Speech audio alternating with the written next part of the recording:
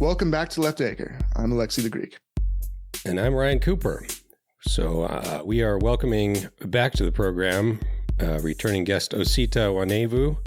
Hope I pronounced that correctly this time. Perfectly. All right. Only took me like 7 or 8 lessons. But Osita has written a book which just came out. It's called The Right of the People, Democracy and the Case for a New American Founding. I have my copy right here. But I've also been listening to the audiobook, which is read by none other than Osita himself. So I have to salute a fellow author, audiobook performer. Well done with that. Well, you'll have to tell me honestly if it's any good, because it was truly one of the most taxing experiences I've had. That's what Ryan said. That's exactly what Ryan said about his experience. It's really bad. It's just, I was in physical pain. Like you can only talk so much before you actually start having your throat and your lips hurt in ways you didn't think they could. But yeah, I did it. So yeah, you got, in my experience, at least you got about 3 hours in a day before you just start giving out. But it left me with a ton of respect for, you know, the real goats of audiobook, George Guidall, that type of person who do like novels and they'll have like 10 different voices that are all. I can't even imagine it. It's unbelievable. It's really impressive stuff. Anyways, getting sidetracked. So the book, obviously the title is a reference to the Declaration of Independence. You're talking about democracy. Democracy, is it good or is it bad? We at the Pondering Minds at Vox, or perhaps The Argument, the new publication recently launched, are going to figure it out.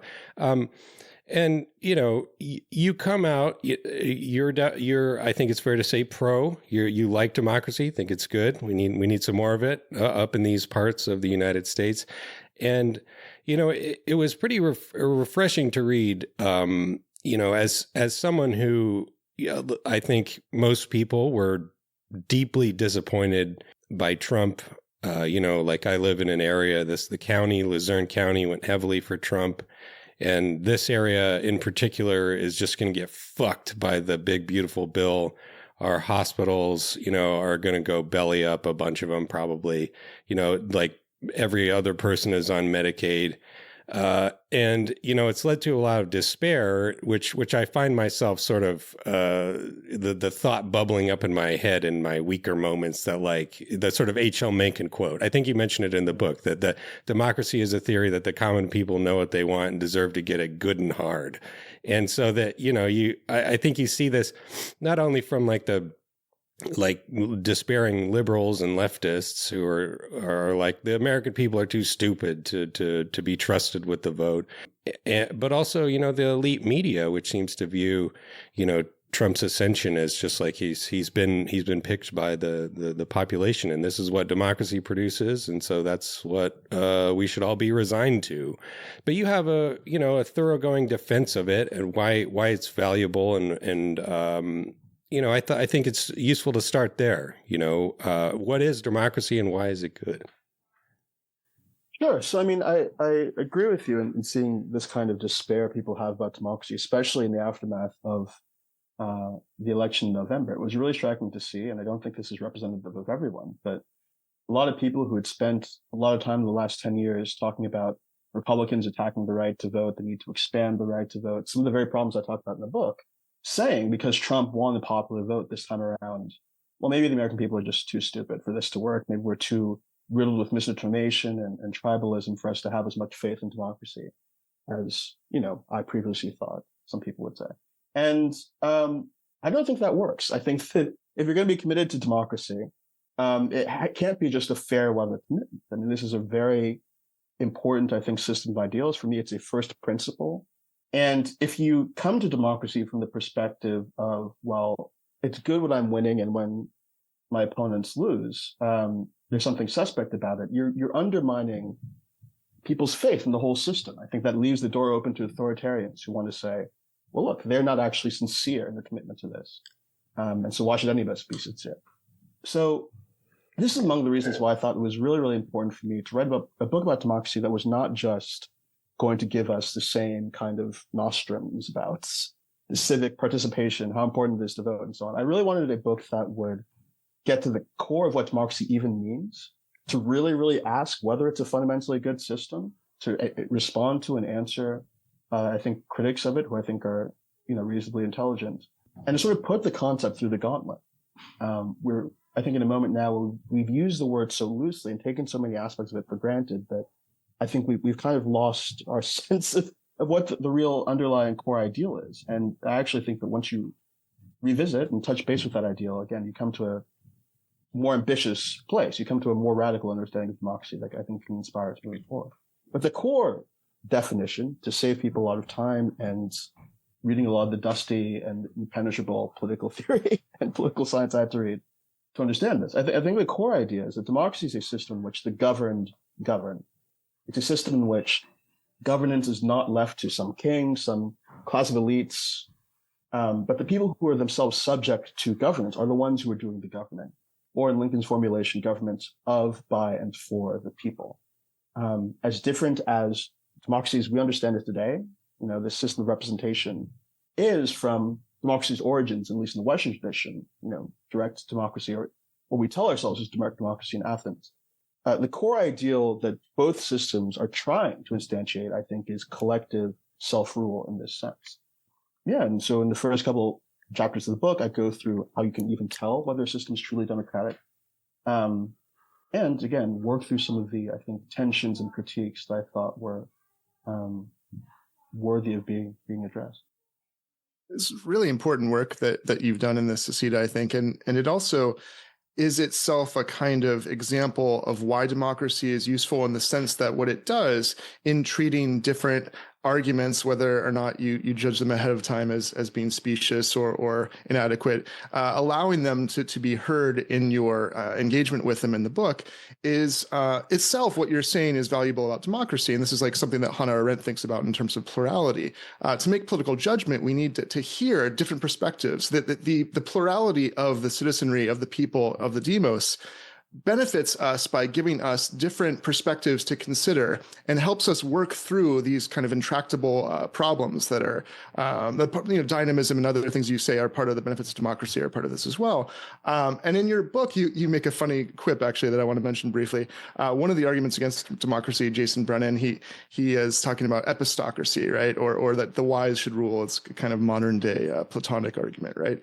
And then you kind of make a quip that, like, by his own standard, his field doesn't really view his perspective very highly, so we should just ignore him, right? Because the experts don't think his argument is worth considering. And yet, because you're a democratic pro-democracy, you're willing to hear it out and consider it, right?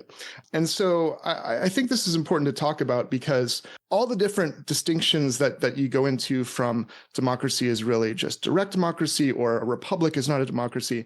What you settle on is the idea that, just like as Ryan often talks about, just how markets can be structured in ways that fundamentally change the power dynamics and therefore are different, there's lots of different ways to get to collective self-governance that's meaningful, and lots of obstacles to it. And so the question is, what are those things that can get us to that, and why does that matter? So maybe if you can speak to a little bit of those aspects of, like, not missing the forest for the trees and all these picayune battles over what democracy is or isn't, but those fundamental questions of whether or not we're really doing it and whether or not that leads to something good. Yeah, sure. So, I mean, I kind of identified three basic characteristics of any democratic system, any system that actually instantiates governance by the governed, or collective self-rule. The first one is equality. People have to come to a political choice, collective choice, in equal standing. If that's not the case, if some group of people has more rights or more voice structurally than the others, that leaves the door to them actually being the people who are running things rather than the collective as a whole. So that seems pretty intuitive. The second thing is responsiveness. Democracy is not a suggestion box. When people come together and make a collective choice democratically, that means something. Things happen as a consequence of that. And some kind of entity, authority is obliged to respond in some kind of way, some kind of fashion. And the third thing is majority rule. So when people come together to make a choice, the best means that we have of adjudicating where that choice should, whether something should happen, is majority rule. and all the different ways we can make collective choice, from unanimity all the way through some version of minority rule. Majority rule is the only one that takes the equality of the participants as a first principle. If two people want something and three people want some other thing, it's very hard for the two to win out over the three unless there's some kind of underlying inequality involved. And when it comes to supermajority or unanimity, in practice, what we see is that those systems of collective decision-making end up being dominated by the last people to make a decision. Those stubborn people have a lot more voice in the process, a lot more say than everybody else. So equality, responsiveness, majority rule, three, I think, very basic ways to sort of adjudicate or decide whether the system is democratic or not.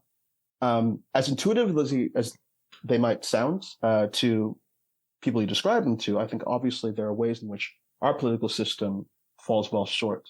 But that's not to say, as you suggest, that there is an ideal, perfect democracy out there that we should be emulating or one that we could construct. There are actually many, many different ways you can try to get to some of these principles. You can design democratic systems in all kinds of different ways. You're always going to fall kind of short on one aspect or another. But I thought that these were the kind of defining central principles that we can use to evaluate systems. And systems look differently, I think, on the basis of, as I talked about in the first chapter, what values are being instantiated, or people are trying to institutionalize within their democratic system. So, I talk about deliberation being one of them. What kind of venues exist for people to discuss issues together, and what kind of norms prevail in those venues? Representation. To what extent are people casting a vote for somebody to act in their stead or to represent them when they're not actually in the space where the decisions are being made? And participation. To what extent do people have the capacity, on the other hand, to directly participate in governance? I think that democratic systems, ideally balance these different things in hopefully reasonable ways, but I wouldn't prescribe a particular system design that would meet all of these ideals perfectly. I think that, you can make reasonable judgments and have really reasonable disagreements about the extent to which we might want more or less representation relative to direct participation, for instance.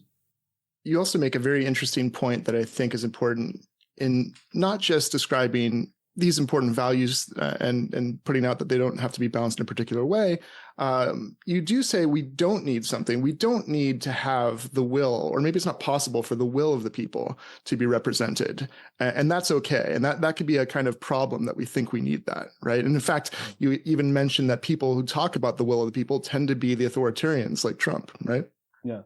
So this is like the most difficult part of the book for me to sort of conceptualize and work through. I mean, this is the part where you start reading things that have like formulas and symbols, and your job is to render that accurately and intelligibly to a lay audience. But yeah, I mean, the will of the people has been theoretically troubled as a concept for a very long time. There are findings in political science that give us a lot of reason to doubt that it's possible to coherently represent the will of an entire population or even a majority in a given democratic decision. But there's also something that's intuitive about that, right? So when we read polls that say, a majority of Americans believe this on taxes, and a majority of Americans believe this on environmental policy, and the majority of Americans believe this about women's right to choose, and so on. We sort of know in process that those are not all actually the same group of people, that there might be overlap, but they're not all representing a single stable majority of the American public. It's intuitive to us, I think, or I should hope, that there are actually a lot of different majorities that exist at once in a given electorate and given society. And what democracy is supposed to do, from my perspective, more accurately, the more accurate of what democracy is about is it's a system of procedures where people contest power, and those contests are adjudicated on a majoritarian basis. That is how we actually instantiate collective self-rule. But when a party wins out in an election, or a candidate wins out in an election, or a bill wins out in a legislative process, we should understand that as like kind of transient and dynamic outcome, right? If things had worked out differently, in fact, if you go out and try to compete in the next election and you make different arguments and you organize different coalitions of people, another majority might win the next time, right? And that's actually part of what makes democracy so valuable, that you have this capacity to change. It's not just one transcendent, all-powerful majority winning every single time. It's counterintuitively stabilizing, right? Exactly. I mean, I forget who says this, but one of the theorists that I cite in the books basically says that one way to think about democracy is that it's institutionalized uncertainty about the future.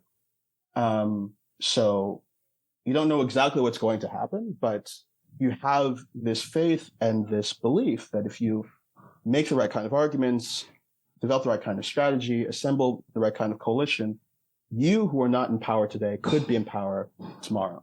And if you're in power today, you have to do things to actually sustain and legitimize that power moving forward. So it's not like this one concrete block of a majority, dominates all of society. It's something more fluid and capacious than that. And yeah, as you say, the concept that there is a transcendent majority, there's like a true and righteous, block of the public that deserves to rule. Well, that's obviously often useful to authoritarians, especially authoritarians who do have a little bit amount of democratic legitimacy in that they won an election. So we saw in the winter and spring of this year, for instance, Elon Musk's defending Donald Trump and his attacks on the executive branch by saying, well, look, the American people have spoken. This is what everybody wanted, obviously. And if you question it in any way, well, you're questioning democracy. That's not tenable. This is a way of talking about democracy. And I think that, moving to a concept of democracy being about, this is another way the right of the people works as a phrase. The right that each and every one of us have to contest power and have our voices heard in a fair process. That is, I think, a healthier way of thinking about what's going on. There's another aspect of, democracy, at least as usually practiced in, most countries today, that you mentioned that seems to be, I think, discarded, underrated by a lot of the critics that you mentioned. And I think a lot of the people, Donald Trump and Elon Musk and so on, who are sort of sawing away at what little, democratic scraps exist in the American system. You quote this Jason Brennan guy. He says, quote, "Most of my fellow citizens are incompetent, ignorant, irrational, and morally unreasonable about politics." And I was immediately thought, well, I think you are incompetent, ignorant, irrational, and morally unreasonable about politics. And the value of democracy, based on, some notion of equal citizenship that can't be questioned, is that we don't go out into the street and fight it out over who gets to vote. And I think that a lot of the critics and the would-be authoritarians are greatly underrating the potential danger that could arise should they succeed in, getting rid of democracy and the, stable, repeatable decision process through elections about who's going to be, who's going to hold power in the future. That if you get rid of that by force, you are opening yourself up to danger. And it's not a theoretical thing. We've seen this happen to a lot of authoritarians over the years. So I don't know. Do you think that sort of thinking has any purchase, or have people just sort of forgotten about it?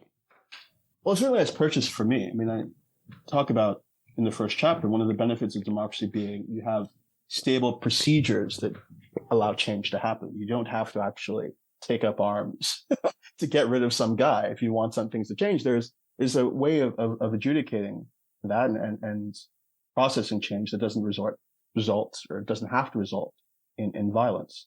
But yeah, I mean, I think that we're in a moment now where we're seeing a lot of people, especially in Silicon Valley, who've taken on this kind of fetishization of expertise, their own knowledge, their own scientific whatever, and believe that they should lord over the rest of us on that basis. And apart from all the other reasons why that's wrong that I get into, the bare fact that you will fundamentally destabilize society if you take these rights away, if you take the hope of democracy away, ought to be at front of mind too.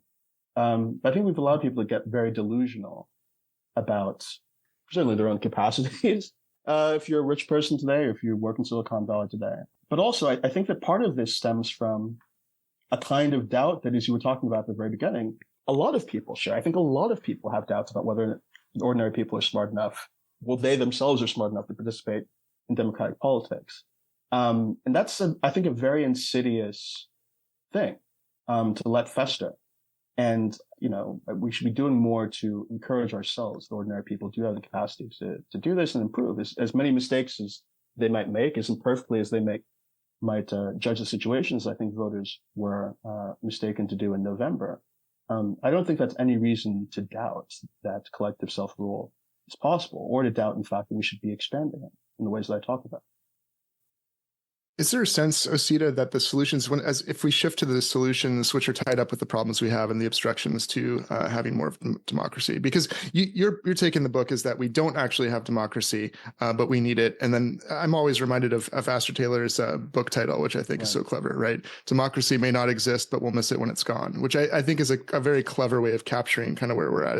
It's an ideal and something we need to move towards, but we're so far away from that ideal that the spirit of the regime, as it were, is more oligarchic or something else. But would you say that the kinds of things that get us there are also the kinds of things that make us better at doing it and addressing some of those concerns by those that think people are too ignorant? Like, in other words, some of the things that make it so that we don't have democracy, that diminish political participation, that to diminish political education, gaining those things are part of a virtuous circle that actually would enact the policies that make people more educated, that give them more time to learn, that give them more connection to each other. Like the obstruction of the demos and the corruption of the demos is like inversely related to the virtues that when developed will make a democracy better and better in terms of what it delivers for human flourishing. Something like that. Yeah. I mean, I think so. The problem that people, I think, tend to talk about the most in the literature here and going back to Plato is, are people just dumb? I think that there are policies that we can implement, things we can try to improve public knowledge. I think that there are obviously ways, there's room to get better at that. But I think, in recent years especially, one of the other concerns people have had is, we're too divided, especially in this country. We're too tribalistic. We're too factional. And it's very hard for people to sort of talk and understand each other across difference.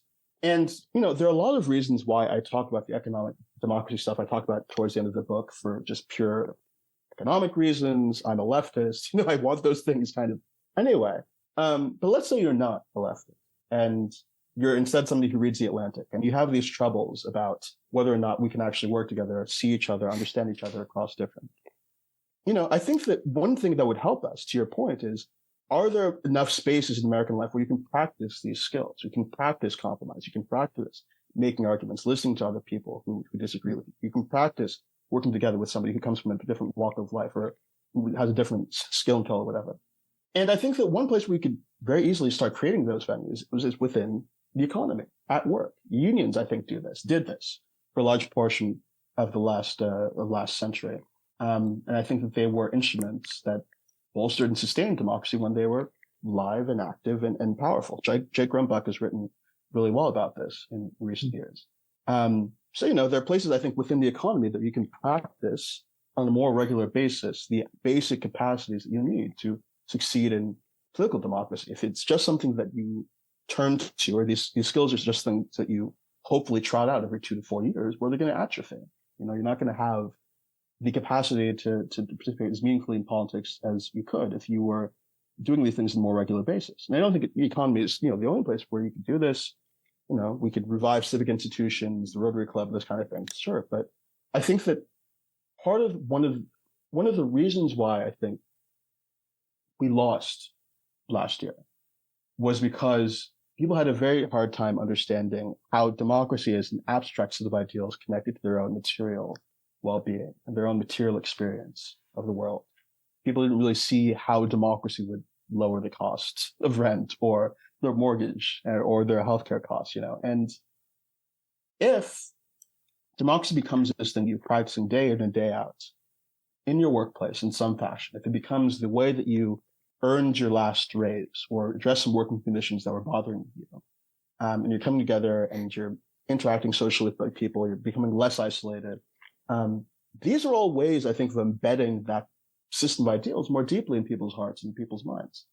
There's a long-winded answer to your question, but I think, you're right to say that there are basic capacities that we need to sustain democracy. I think that people have a lot of anxiety about whether we're building those capacities or maintaining them in society today. And if you have those concerns, again, even if you're not on the left, I think you should be looking to the economy as a potential venue for building those capacities back up. That's really interesting. I really like the example there because it's not just that being involved in workplace organizing, makes you cultivate the habits that are democratic, which is building relationships, communicating, persuading, understanding how building power is essential to getting things done, and therefore you can take that to the political process more broadly. But that in doing that, in democratizing the workplace, you are seeing how inextricable that is from like the pay wage increase you got, from the benefits materially that you got, that your being involved was directly connected to your life getting better. And that is something that we need to understand more broadly. Like that's writ large. Otherwise, someone else is deciding it for you, and that's going to be to their benefit and not yours. So I think that's really important. And as you say, maybe part of the reason that all the democracy language that was used by Harris and the fear mongering didn't really connect. But maybe that's also in part because it was coupled with not a lot of material. I mean, to the extent that she early on talked about grocery prices and, I mean, my students that voted for Trump, they tell me that they were really interested in the no tax on tips. And when I told them that Harris had the exact same policy, that none of them knew that. None of them. Right. So like there's probably a link there between the kind of abstract talk of democracy and the fact that it's not so closely linked, at least in the Democratic Party, to except for among certain progressives, right, to explicitly co-joining that with democratizing the economy, democratizing the workplace, and kitchen table issues, right? Yeah, I think that's all right. No, I don't think we should excuse ourselves as on the left from criticism here either. I mean, I think that for as much as, Bernie Sanders talks about building unions, expanding unions, and labor power, I think it's very rare to hear anybody talk about these issues in democratic terms, in terms of democratic entitlement. I think it would be very, very powerful if somebody say, look, if you're an Amazon worker, you conceivably have, the right to go to the polls every couple of years and have your voice heard on what our foreign policy should be with respect to Iran. There's not a single place in your life where you can say, this is how I think Amazon should be run, except, through a political system that is dominated by your bosses at Amazon. That's a democratic issue. We are governed, I think, at work as well. Decisions that are made at the top of the company we work for often affect us more directly, intimately, and immediately than decisions made by politicians. That means we're entitled to something. We're entitled to an amount of voice. We're entitled to an amount of agency that we don't have. And I think talking about labor power and worker power in that kind of way would probably sound novel to a lot of people's ears. And also, I think would bring more people into left politics, potentially. If you are angry about authoritarianism, rightfully so, if you are out there at these No Kings protests because you listened to Rachel Maddow last night and she told you all the things that Donald Trump is doing, great, fantastic. But also, if we want to fight against authoritarianism, here's this other place, this whole other realm of life, where we are also dominated in an authoritarian system in ways that actually help, because people use the wealth that they gain through the economy to influence the political system. They actually help Donald Trump and the right too, that people are disempowered at work. So these are not separate realms, and we don't have to think of these separate realms. If we're committed to democracy, defending democracy, in fact, expanding democracy, I think that we can join all of that anger and all of that angst people have about Donald Trump and the right and everything that's going on in Washington with righteous anger about the way that we've taken work for granted, the way that work is structured. And we can see the ways in which both of these things flow into each other. I'm making one connection here that I think is important from your book. You talk, I think, in a very important way about how the focus on liberalism and the rights that it conveys, which is the focus of the Democratic Party most of the times, right? Democracy, properly understood, subsumes most of those things that are important and can be talked in democratic terms. But the reason, as you say, that the narratives spun by the Democratic Party don't speak to democracy is that part of what happens with liberalism historically when, suffrage was expanded was this trade-off, because you talk about the origins and Athenian democracy and so forth. And part of the thing about Athenian democracy, as exclusionary as it was, the political and economic spheres were not separated. Right? If you were a citizen, there was no question that you had your mere life was taken care of for sure. In fact, the whole point was you had all this leisure time to debate what the laws should be because you had no problem with necessity. the trade-off that comes with capitalism and liberalism is, oh, sure, we'll expand suffrage, but guess what? We're separating the political and the economic. So you might starve to death, but hey, you get a vote. Right. And so if we don't go back to the true meaning of democracy and we stick with liberalism, that's part of the impediment to getting economic democracy as part of the conversation. Because like, oh no, that's the private sphere. That's not what public stuff is about, right? Yeah. No, I think that's absolutely right. I mean, the ancients, I think, understood that these worlds were joined together, and in fact that inequality, significant amounts of inequality, would actually change the kind of state you could have and influence the way the state was structured. These are not things we tell ourselves today. We are chugging happily along towards having the first trillionaires in society without any real angst about what that means for democracy, even though we saw just in the last couple of months the wealthiest man in the world in a cartoonish fashion purchase a seat in government they used to, rework the executive branch. I don't know how much longer we can be deluded about this. I mean, there is an existential threat in that respect. But also, as you say, on the bottom end, if you don't know how you're going to pay your rent next month, and, you don't know how you're going to pay for childcare, you don't know who's going to take care of your kids, these are all things that constrain your ability to participate meaningfully in politics. You are either materially resourced in such a way that prevents you from getting the information you need and participating as robustly as somebody with more money. And also you're distracted in all kinds of ways that prevent you from thinking clearly about politics. And so it matters that we don't just give people, as you say, the vote and this kind of nominal, on paper access to democracy, but we're really empowering people to allow them to participate fully in a process as much as they ought to. And yeah, I think that we're in a moment now where I don't think you can take the status quo separation for granted anymore. I think that we're in a real state of peril, not just, as far as my aspiration of having a real democracy someday is concerned, but even just sustaining the republic that we have. It's going to be fundamentally undermined, I think, by inequality if we don't address it. Yeah. I don't think there's any question about that. Something I was thinking of, talking about worker democracy, in the economy and that sort of thing. I think that's all true. But you mentioned in the book, the technical wonky aspects of electoral systems, how the voting process happens, and you mentioned ranked choice voting. And I forget if you mentioned it in the book, but an absolutely perfect lesson of how this design choice can radically change political behavior we saw in New York City recently.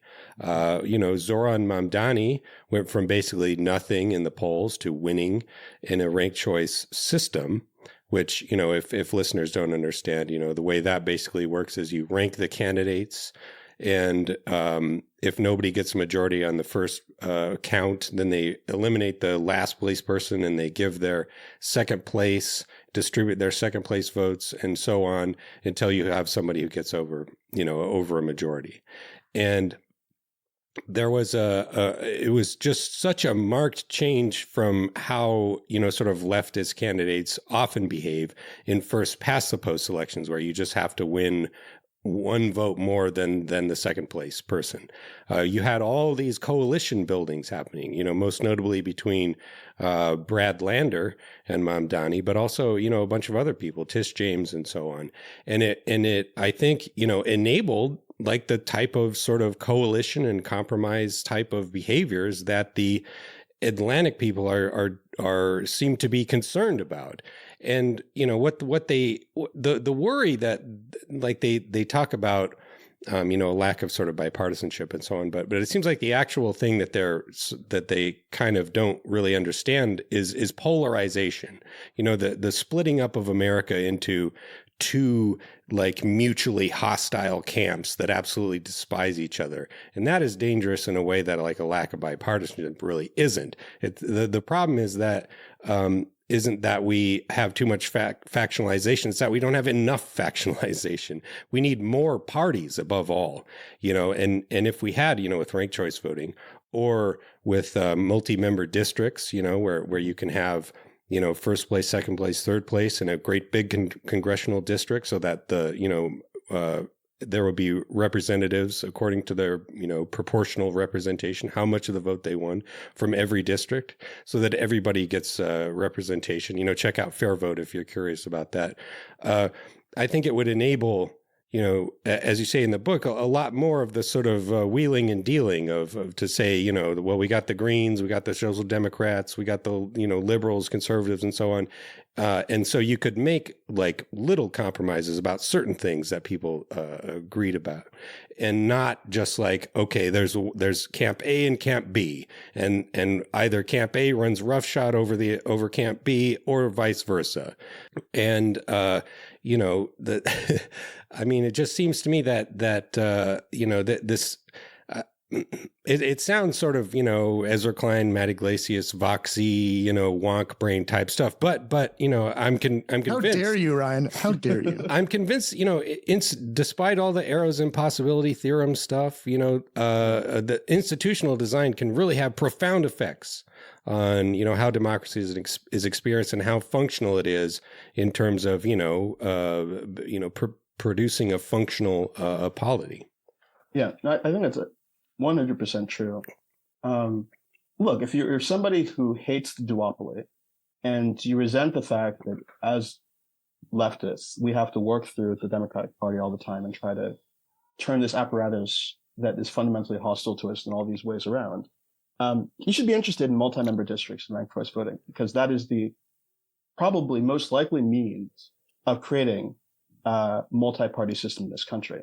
So as you say, if instead of in each district in the country, we have, at present, one guy who wins and represents that district in Washington, and it has to be, the guy who just gets the most votes relative to other people. Most people vote against you, and you still have the plurality, you still get more votes than anybody else, you still win. That's not democratic, but it's what we've accepted, right?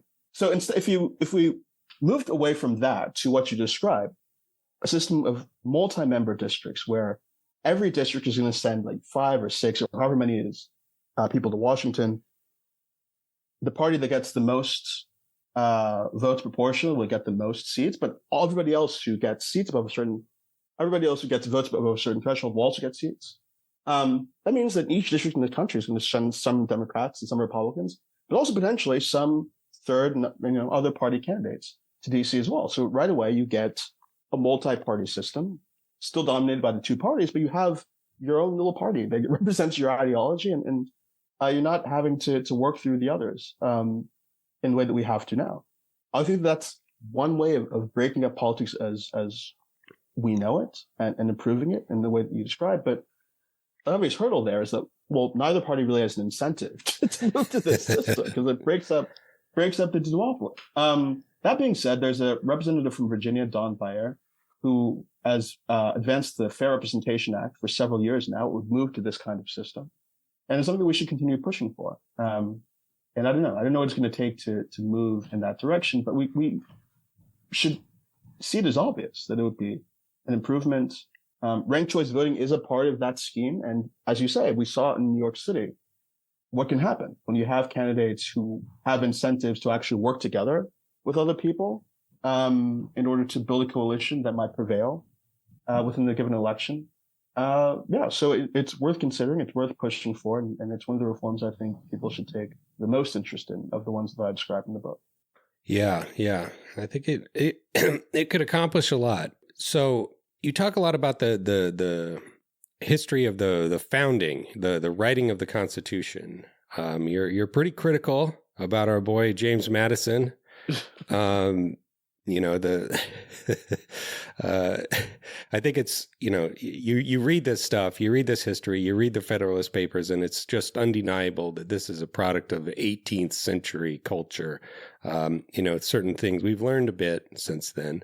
But one thing that stands out to me about the founding generation, and you kind of talk about this in the book, is that they had a sort of utopian horizon in a sense. It was very brass tacks, a lot of just bare knuckle political compromises, the small states just saying we have to have equal representation in the Senate or we're not going to do this, even though it makes no sense. It's grossly unfair. We're just taking that power because we can. But they weren't just like wedded to tradition. You know, they felt that they had a universe of possibilities open to them. And they tried as best they could to sort of instantiate their version of, you know, the ideal system. And that to me seems like the type of imagination and belief in the future that is totally absent in American politics. And this is why I like reading your book so much, is that it seems like nobody basically believes in American democracy. The Republicans hate it. They want to destroy it. The left thinks it's a fraud and never existed. And the liberals, you know, the centrists, like the establishment Democrats, they say they believe in it, but they don't act like it. I mean, and this to me is, I think, the bit what undermined the whole case in the 2024 election, that Trump was this dire threat to democratic functioning and institutions. It's like, well, why didn't you lock him up for violating all those laws? You sound like a fraud because you are. You didn't do what your own statements would clearly mandate that you should have done. You had 4 years in power and you didn't get rid of this guy. So he must not actually be that much of a threat. I think a lot of people concluded that. And so, you know, aside from reading this book or listening to the wonderful audiobook, the sultry, dulcet tones of Mr. Osita Nwanevu, you know, how do you think we can like recapture that spirit of imagination and possibility for like building, you know, a 21st century republic for all Americans? Yeah, I mean, this is one of the main reasons the book exists, to sort of inspire people to a vision of that kind and inspire people to understanding democracy as a thing that can be the horizon, the thing we're reaching for. And the founding is complicated in this respect. Obviously, the founders, as people on the left already know and take for granted, people who are extremely wealthy, or at least relatively wealthy for their day, privileged, educated, slavers, people who support the genocide of Native Americans, all acting, you know, within the interest of their own class in these institutions that they set up. And I describe a lot of that in the book. The other thing I say is, look, even given all that, these were extremely bold and intelligent people who created a different society on the basis of what they thought was right, at least for themselves. These are people who broke from an empire in a violent revolution.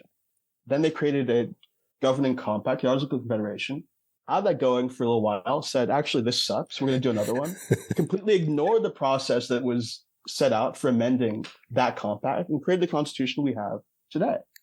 And to look at all of that and say, the lesson we should take is a deep reverence for the founding institutions and a kind of belief in the sanctity of the Constitution and something that shouldn't be troubled and changed in any kind of fundamental way.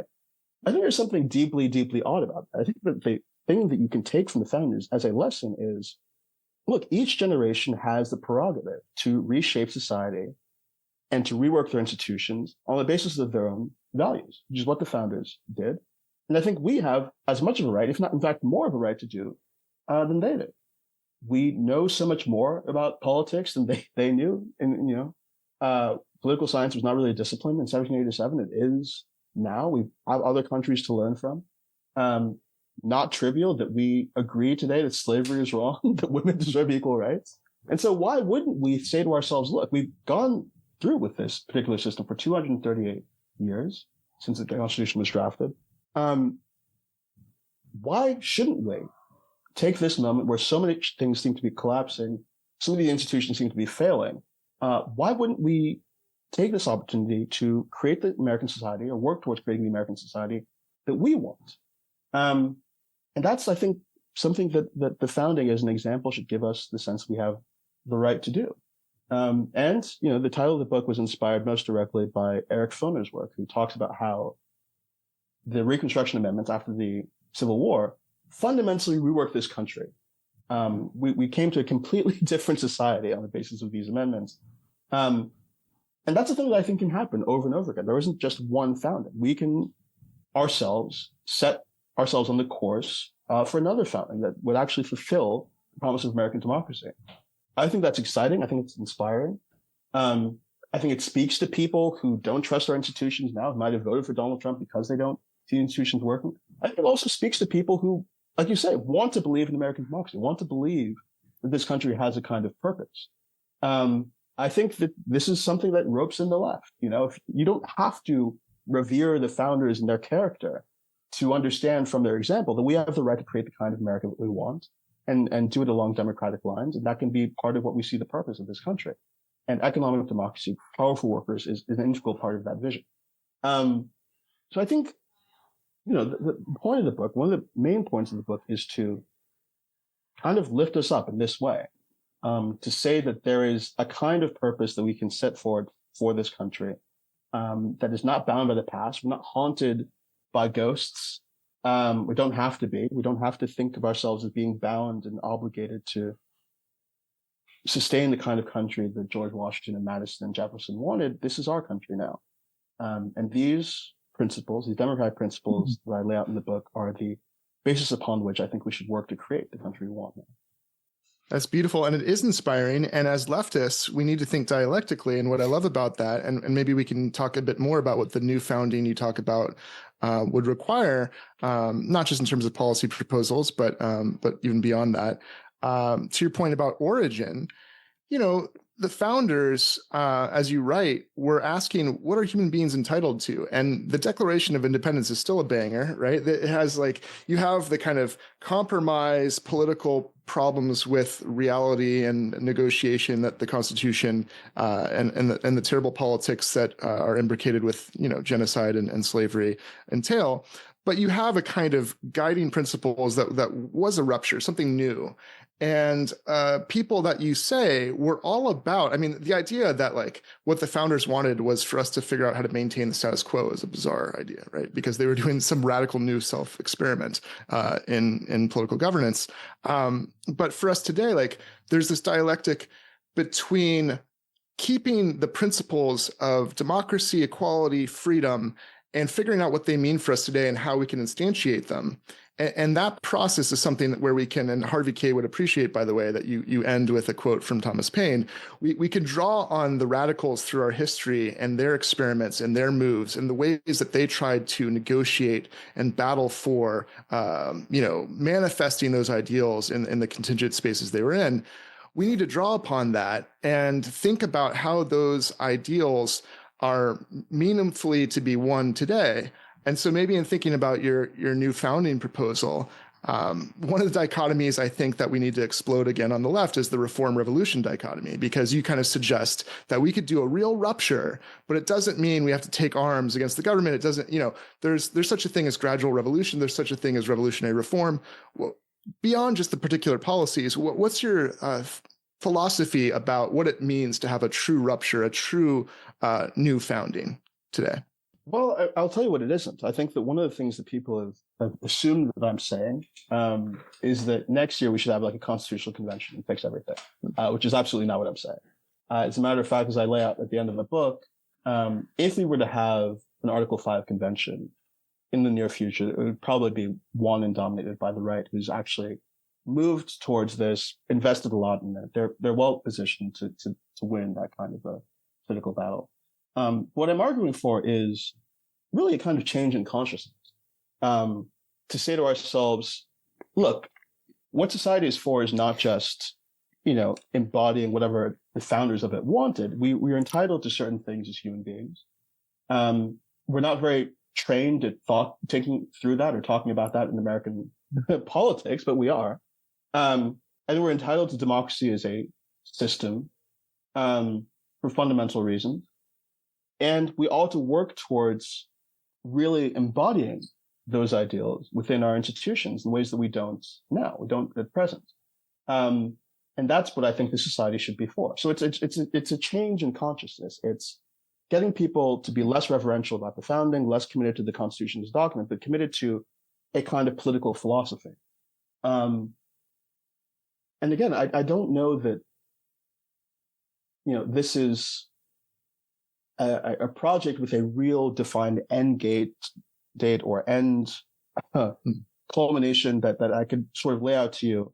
Because it's a way of being. It's a way of being that we're trying to cultivate, right? It's a way of being. And also, even to the extent that I want another constitution or another kind of constitutional arrangement, I couldn't tell you when that's going to happen, what it's going to look like exactly. But I do want us to approach politics from the sense that democracy is central, that it means more than just, technocratic political reform, as important as those are. It's something that we should be trying to embody across American life.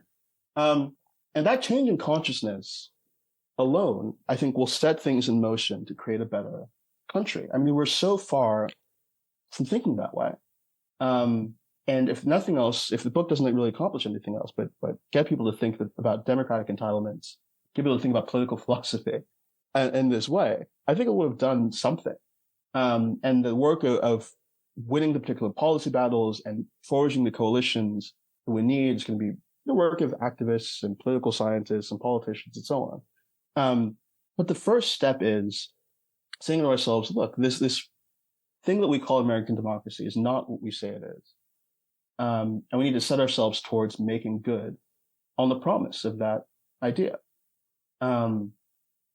Just thinking that register, I think, is so hard for people. I go out to these No Kings protests, I've been to one of them, and you'll hear people come up on stage and with all the sincerity in their hearts say, I'm here because I am angry and terrified about what Donald Trump is doing to our country, but I'm also here because I swore an oath to defend the Constitution as a member of the military or as a civil servant. And I'm incensed that Donald Trump is shredding this document.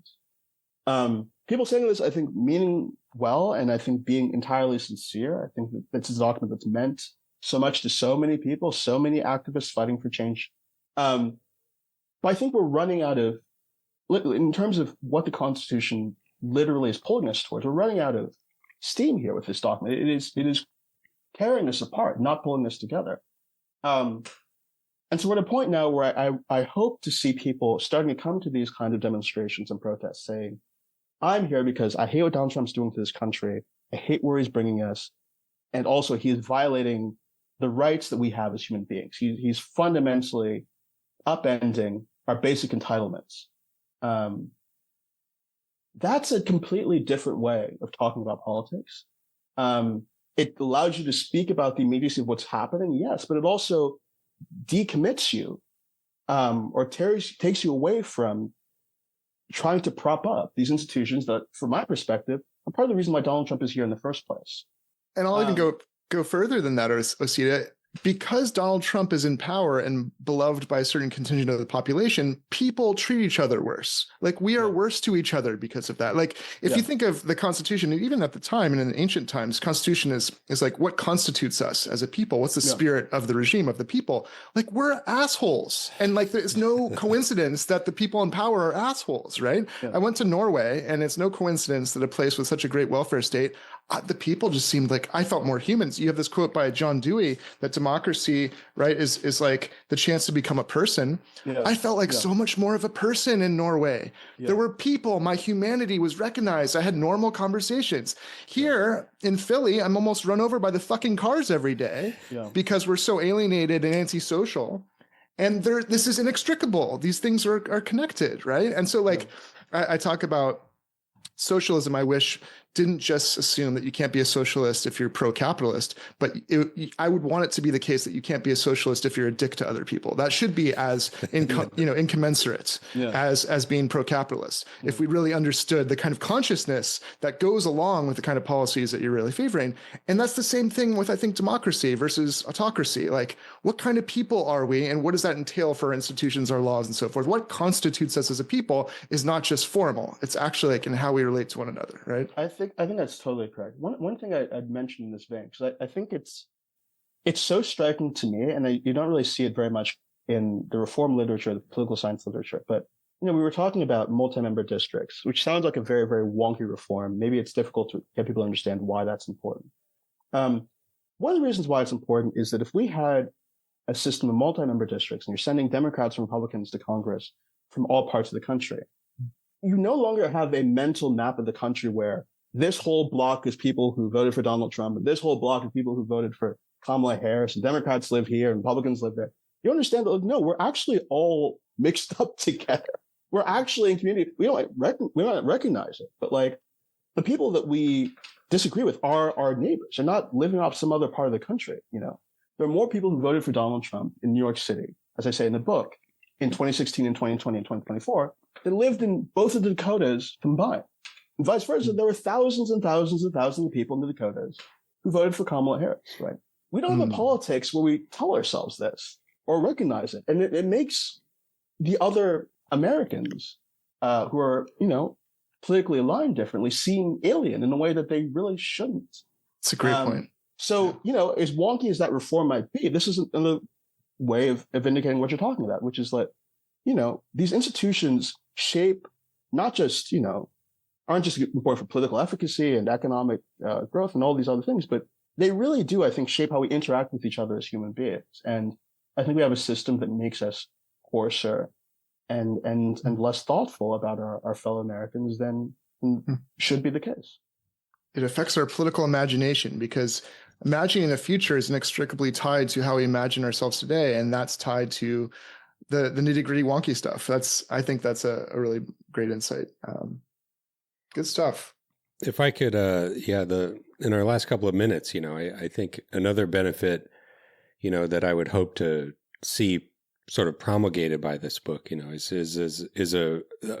I would like to see more actual attention to the founders as the people that they really were, and not this kind of cargo cult constitutionalism, you know, which I think is worst embodied in the filibuster, which you talk about a great deal in the book.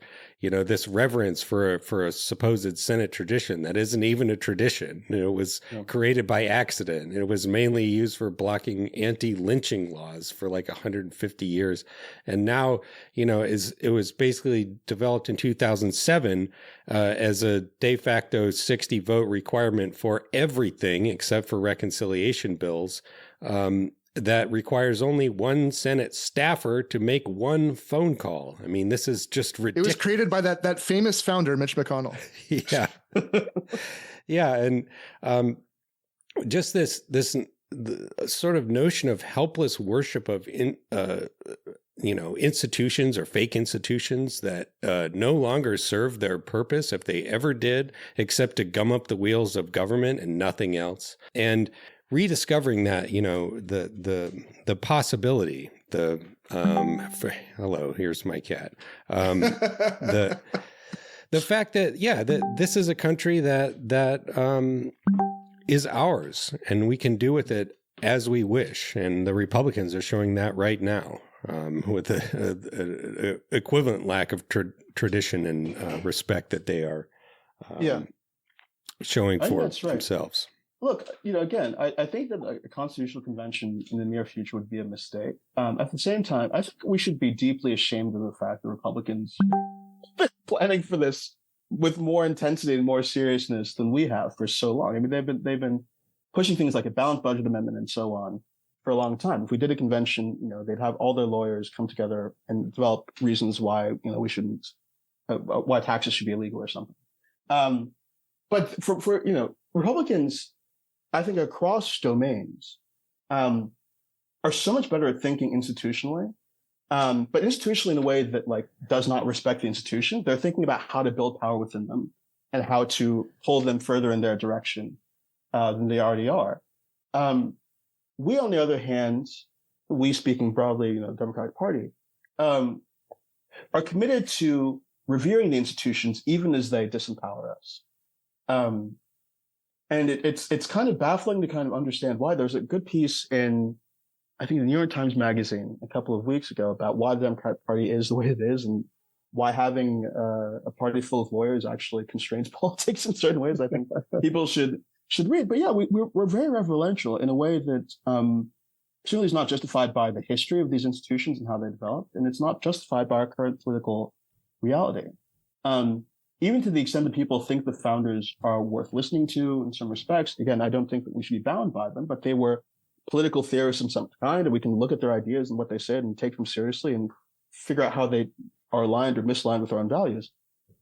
If you take the founders seriously, you should take seriously the fact that Madison thought equal representation in the Senate was a hideously stupid idea. Said this over and over and over again at the convention, even in the Federalist Papers, where he's charged with, defending what they just came up with. It's obviously very half-hearted and saying, look, this is just what we had to do. This is what this small states forced upon us. It wasn't really an abstract, agreement we came to. It was political, and that's just the system we have, and it's better than not having a constitution at all. But at the convention, Madison basically predicts that the Senate will work out the way that it's come to work out, that the small, less representative parts of the country would lord it over the larger parts of the country, and policy would be skewed in this kind of way. So, we certainly shouldn't be less clear-eyed about these institutions than the founders themselves were. I think that there are places where you can see them critiquing the compacts that they were agreeing to. And yeah, just this sanctification of the whole thing, as though it came down a mountain on stone tablets one fine day in Philadelphia in 1787. We're obligated to respect it for all time. That's just not the healthy way of thinking about it. Thomas Jefferson famously was not at the convention, but did say at one point he didn't believe a constitution could last justly more than about 19 years. And after that, there was the dead hand of a prior generation extending itself, constraining generations ahead of it, which he thought was unjust. 19 years seems a little short for me. But look, the average lifespan of a written constitution since the end of the 18th century in the developed world is about 32 years. We've had ours for 238 since it was drafted.